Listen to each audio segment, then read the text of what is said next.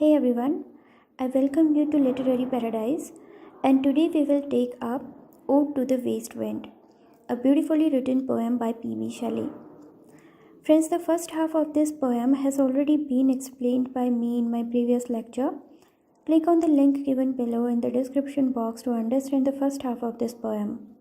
So now look at the fourth stanza of the third canto, friends.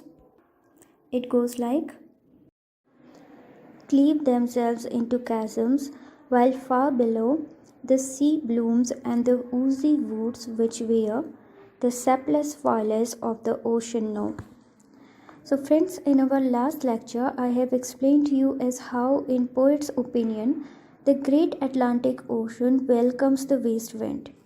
Now in this stanza, poet says that by producing waves, the ocean breaks itself into chasms. Chasms means pieces. It simply means that the mighty blows of the west wind create waves in the ocean. Next stanza. Thy boys and suddenly grow grey with fear, and trammel and despoil themselves, O here. Here Shelley offers a captivating description of the sea plants who fade up and become greyish as soon as they hear the boisterous moves of the west wind on the surface of the sea. Now look at the fourth canto, friends. The first stanza of the fourth canto goes like, if I were a dead leaf thou mightest bear, if I were a swift cloud to fly with thee, a wave to pant beneath thy power and share.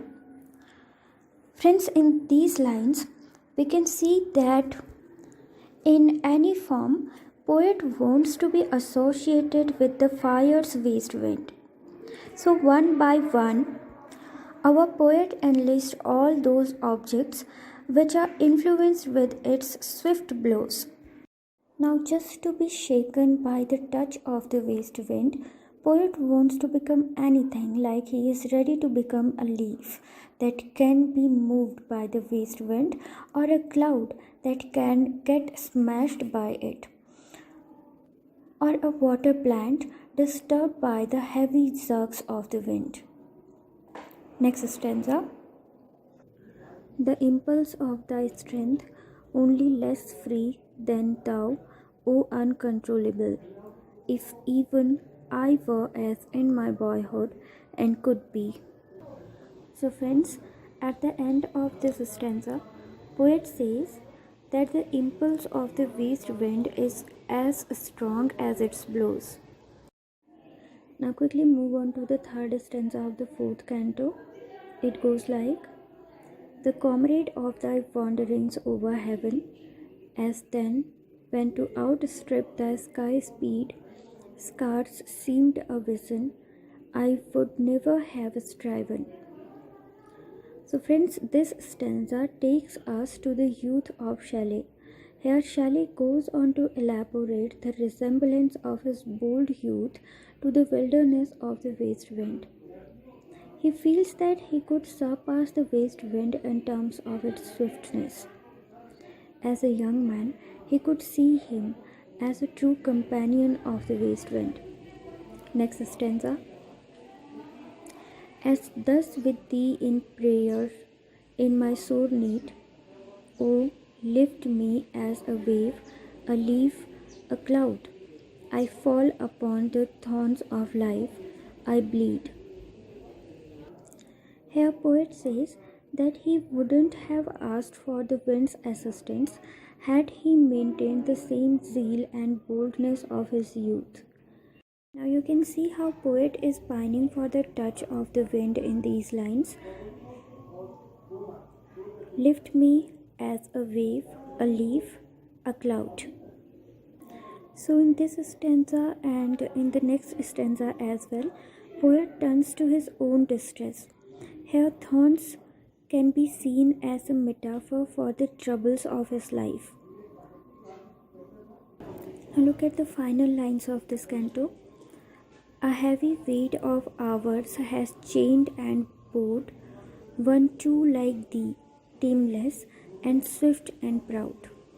Here, poet wants to say that he had gone through tough times and so he had suffered a lot. All such troubles suppressed him and crushed his passionate spirit, which was as swift and proud as the west wind is. Let's see the fifth canto now. Friends, this canto is enriched with optimistic approach to life. So the lines go like, "Make me thy lyre, even as the forest is. What if my leaves are falling like its own, the tumult of thy mighty harmonies?"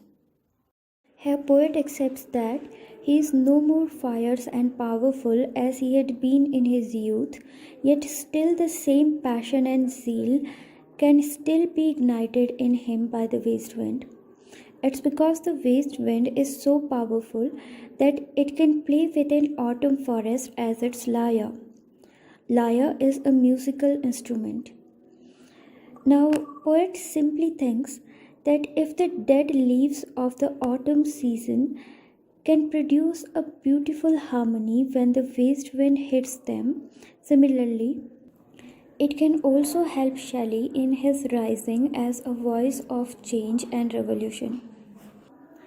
Second stanza will take from both a deep autumnal tone, sweet though in sadness. Be thou spirit fires, my spirit, be thou me, impetuous one. Friends, here poet justifies his confidence on the capacities of the west wind because it can drive away all vile and tormenting elements from poet's heart and from the autumnal earth as well. Thereafter, it takes out a melodious melancholic harmony out of both. Next stanza. Drive my dead thoughts over the universe like withered leaves to quicken a new birth, and by the incantation of these words. So friends, in these lines, our poet appeals to the west wind to make him as strong and swift like him. And by using the simile of withered leaves, he requests the west wind to drive all his discouraging thoughts away. In the same way, it drives the dead and decayed leaves. Next stanza.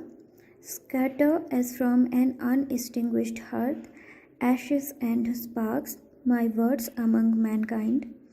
Be through my lips to unawakened earth. Now poet realizes his existence of a live wire. Here he realizes that he is like an unextinguished hearth, wherein the fire is waning though, yet still it can be ignited with a rapid blow of the wind. Ashes and sparks refers to the mighty words of our poet, which are effective enough to bring revolution. Here Shelley appeals to the west wind to become his mouthpiece and help him to awake people for a new era. Trumpet is a musical instrument and prophecy means forecast. So with the help of the west wind, poet wants to manifest the beginning of a new era. Look at the final concluding lines of this poem now. The trumpet of a prophecy, O wind, if winter comes, can spring be far behind? So friends, this is one of the frequently quoted lines of Shelley. We can see that this ode ends up with an optimistic note. Here poet broods over the possibility of a great time. I remember Whitman, who wrote, "If there is dark enough, you can see the stars." So all this death and destruction is apparently an invocation to a new and creative time ahead. I hope this lecture will help you to understand this poem. So friends, if you find this video helpful, hit the like button and do subscribe to this channel.